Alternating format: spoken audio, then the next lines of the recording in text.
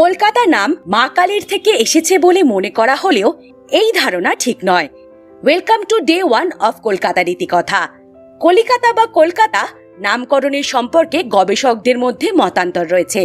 কিছু গবেষকদের মতে কালীক্ষেত্র বা কালীঘাট শব্দের বিকৃতির ফলে, আবার কারো মতে কিলকিলা অর্থাৎ চ্যাপ্টা এলাকা থেকে কলকাতা নামটির উৎপত্তি হয়। ভাষাতত্ত্বে শব্দের বিকারের নির্দিষ্ট রীতি রয়েছে, সেই নিয়মে এই শব্দগুলি থেকে কলকাতা নাম আসা সম্ভব না।